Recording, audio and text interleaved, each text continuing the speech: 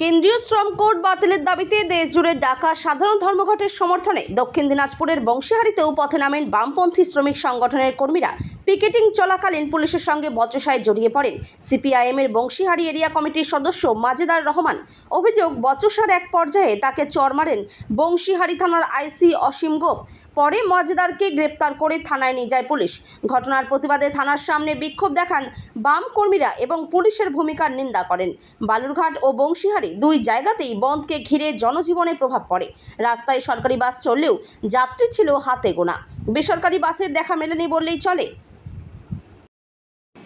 আমরা এই ঘটনার প্রতিবাদ করছি, কারণ বন্ধ করা হচ্ছে একটা সাংবিধানিক অধিকার এবং সেই বন্ধটা আজকে হচ্ছে এটা কৃষকের স্বার্থে, শ্রমিকের স্বার্থে, দিন মজুরদের স্বার্থে, গণতান্ত্রিক মানুষের স্বার্থে ভালো ভালো কিছু ডিমান্ড করছে।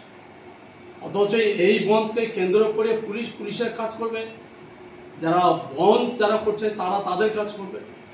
আমরাও বামফ্রন্টের পক্ষ থেকে আমরা এই বন্ধকে সমর্থন করেছি, কিন্তু ওইখান থেকে যে রিপোর্টটা পেলাম এবং ফেসবুকে দেখছি যে বংশীহারি থানার যে আইসি উনি নিজে স্বহস্তে একজন বন্ধ সমর্থনকারী, উনি হচ্ছেন মাজেদুর রহমান, একজন সাধারণ মানুষ, তার গালে হচ্ছে কষে উনি থাপ্পড় মারছে।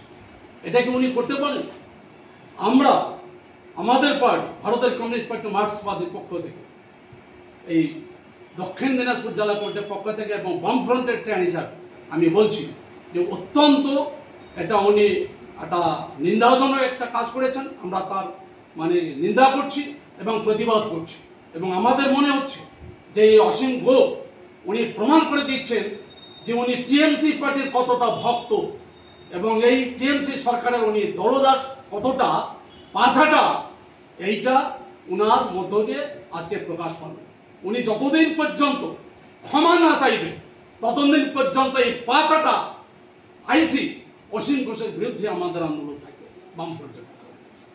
Thank you. আপনার নাম? আমার নাম নন্দলাল হাজার।